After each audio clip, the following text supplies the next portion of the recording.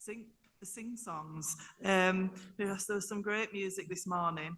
But in all seriousness, thank you so much for the invitation to join you, not only to speak today, but to be able to attend the full AGM. It's been absolutely brilliant to be here. I've learned so much about your profession and the issues that you're facing. And I can tell you that many of the issues that we spoke about over the last couple of days really do overlap with our members in the Bakers Food and Allied Workers Union, despite them working in a completely different sector of the economy. I also learned that Napo members can't half dance last night too. So that was a learning curve as well. I really love learning about the work of different unions and looking at ways that we can work together and the issues that you face in your sector, because it's important.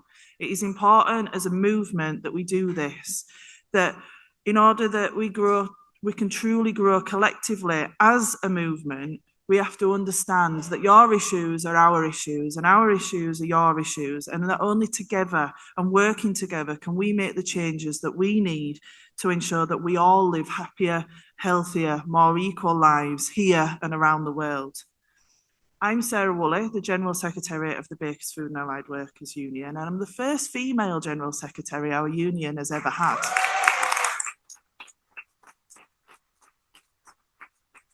Which is really fantastic, but actually it's one of the oldest trade unions in the UK, and we've got a 50% split in membership. So it's not that great, really, that it's taken nearly 200 years for us to get there. But we have managed it eventually.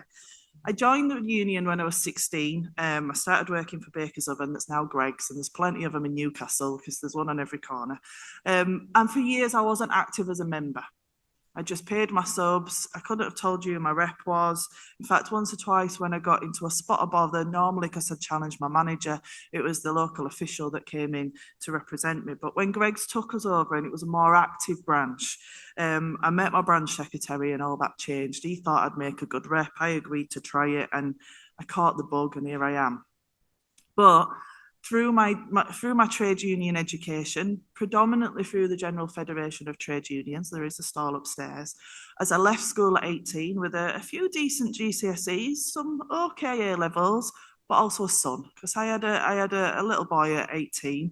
So I didn't carry on my education and thought that was the end for me learning and growing. But through my trade union education, through the GFTU, I've grown in confidence. I've been able to upskill myself, build experience, make loads of friends, because you do that on your courses, and actually been empowered enough to stand for positions like General Secretary. Though a few kind people did nudge me in the right direction when it got to that point, and I spoke yesterday at the Repping Reps meeting about the importance of having that support system in place to give you a nudge when needed, but also to put an arm around you too.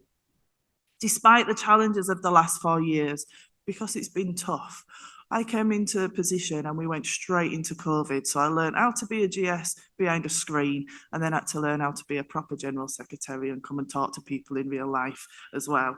But despite all those challenges, I'm absolutely honoured to be able to lead our union.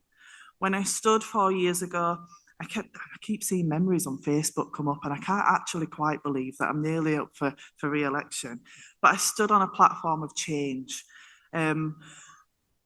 I get frustrated at times about how slowly the cogs turn in the trade union movement. But yeah, when you take a step back and see some of the things that have happened in the last 4 years, certainly in our union, and I know Ian mentioned yesterday some of the changes in your own, but we've changed how we run our annual conference to make it more education and training focused, as well as getting business done.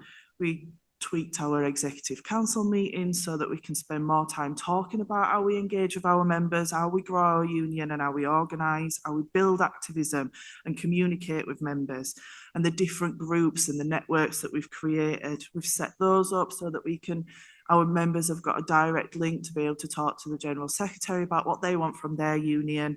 And we've done all sorts, but it gets lost at times. And I know that happens whether you're in a branch, a region, or a national position. Sometimes you can't see all the great work that you've done because we're already firefighting about everything else.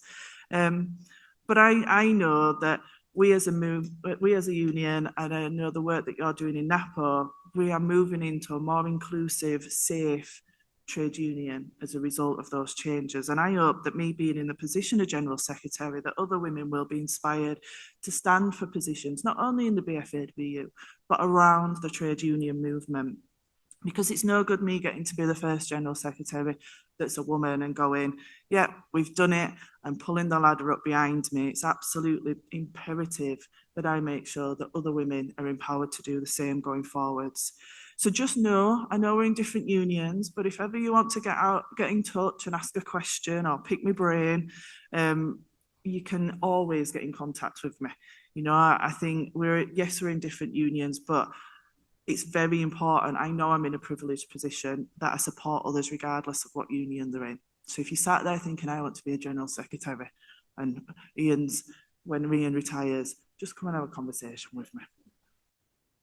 The VFAW is one of the oldest trade unions in the UK with links back to 1847, and we represent workers throughout the food industry and allied trades. Everything from cleaners and machine operators to engineers, truck drivers, retail staff. Our members do pretty much every role that you can think of in the food industry. We've got members that roll Swiss rolls because you can't get a machine to do that. Putting cherries on the top of a Bakewell tart, you can't get a machine to do that either. If you work at Greggs, 56 sandwiches an hour in the back that you can't see happening, but we do. There's all kinds of different roles that people don't understand that goes on in the food industry. And then more recently, we've had a few new branches. So we've got a group of interpreters up in Scotland that were supporting our members in disciplinaries and grievances and said, can we just not join your union? And we're like, absolutely you can. We've got land workers dotted around the UK doing everything from freelance gardening to working on the moors, farms and everything else.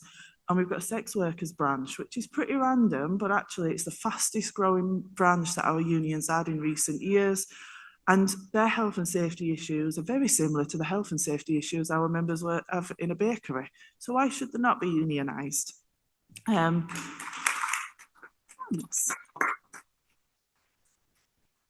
one of our main campaigns over the last few years has been around the right to food and ensuring that everyone has access to decent, nutritious, affordable food.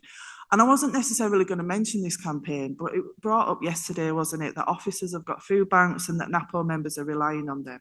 And I just wanted to talk about the campaign that we're running so that you know that you're not alone facing that. Because it's an absolute national disgrace, isn't it? That anybody in 2024 in one of the richest countries in the world is having to rely on food banks. We ran a survey back in 2021 on our members' access to food during the pandemic because, like yourselves, our members are classed as key workers, though we called them the invisible ones because they were behind the scenes creating food. But the results, as you can imagine, weren't great. We then ran another survey in 2023 during the height of the cost of living crisis to see if we knew things had got worse, but sometimes you need facts and figures, don't you?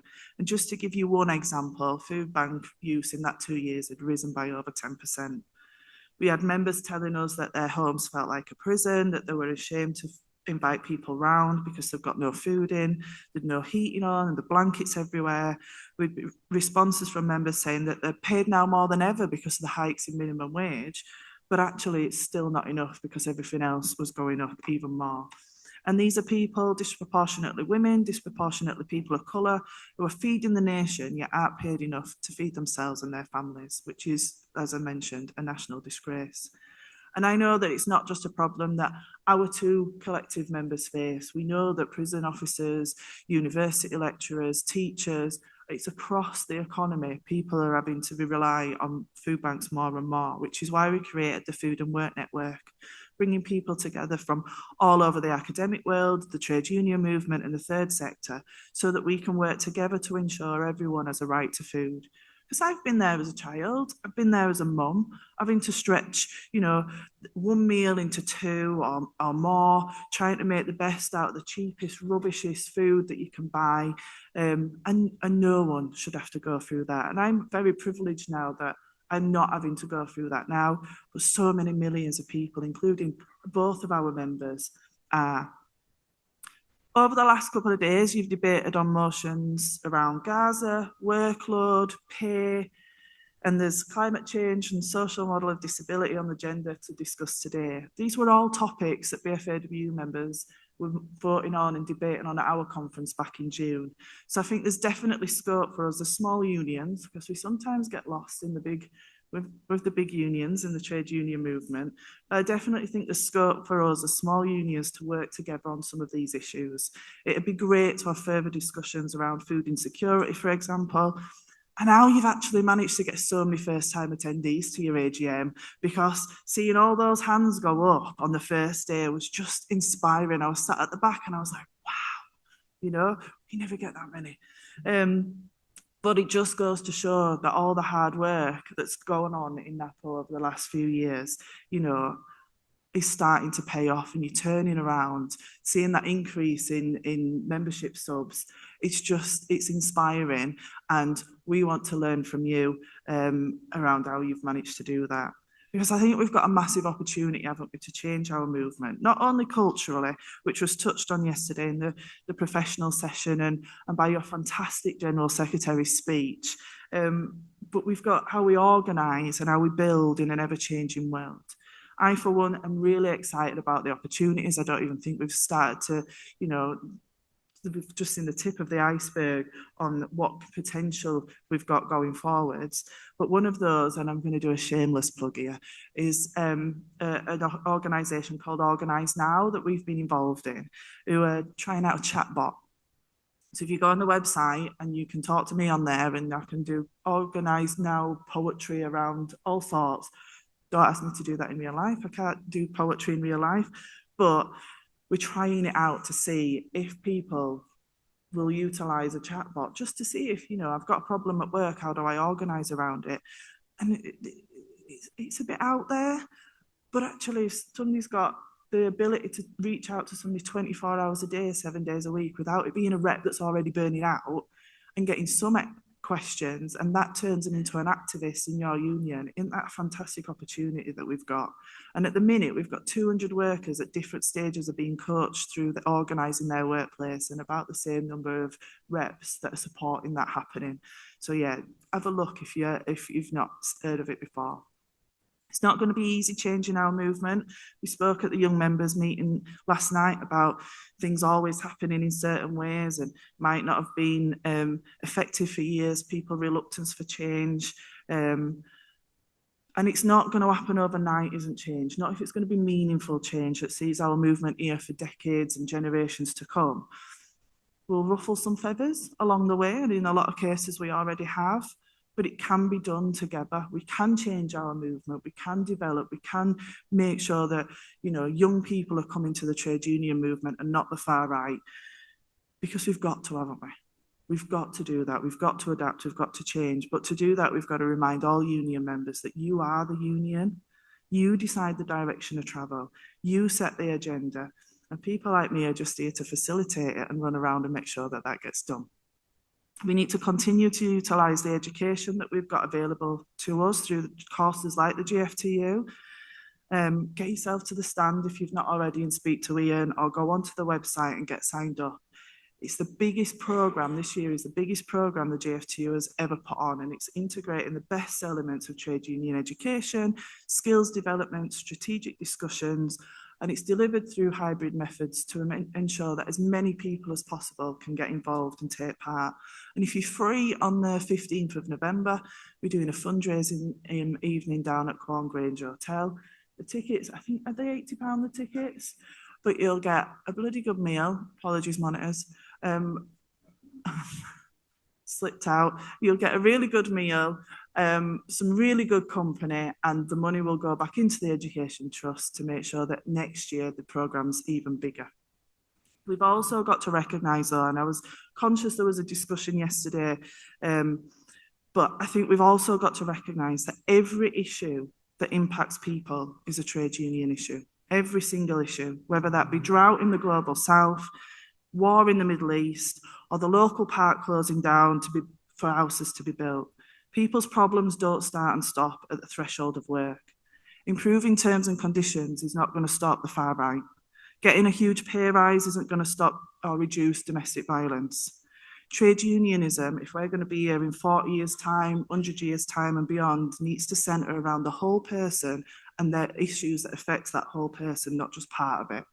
because we can't rely on anybody else to deal with those issues for us. We can't rely on politicians, you know, as was said yesterday, whatever colour rosette they wear. We've got to do it ourselves together collectively because we deserve to live in a better society than we have done for the last 40 years. We've got to do that. We've got to work together and recognise. But also there's organising opportunities, isn't there? Not everybody wants to, I know I'm saying this to lots of reps, but not everybody wants to represent people in disciplinaries or grievances. But some people might get involved in a local campaign that impacts them outside of work and then recognise the importance of a trade union through it. I'm probably well near time, and I know you've still got so much business to get through. So I will finish by saying this. I know I'm stood here in a very privileged position here as a General Secretary. I know that. I'm incredibly proud of the fact that I'm a General Secretary. If you'd told me at 16 that this is what I'd end up being, I'd have laughed at you because I wouldn't have even been able to get up on a rostrum and speak in front of a room full of people. But it's not easy, you know. I know I've worked hard to do it just as every single one of you in this room has worked hard to qualify in your profession. I've questioned why I've left Greggs many times because, you know, even dealing with customers sometimes is better than dealing with trade unions. But, but we've got to do it and we've got to break through those barriers. I hope that there'll be many more women waiting to step forward to be general secretaries in our union and others. Because you know what? If a teenage mum from Wakefield that didn't go to university, didn't really know what she wanted to be when she grew up, an ex-Greggs employee can get to be a general secretary of a trade union. Anybody in this room can achieve anything that you want to do. And if I can help in any way do that, please do get in touch. Thank you for inviting me.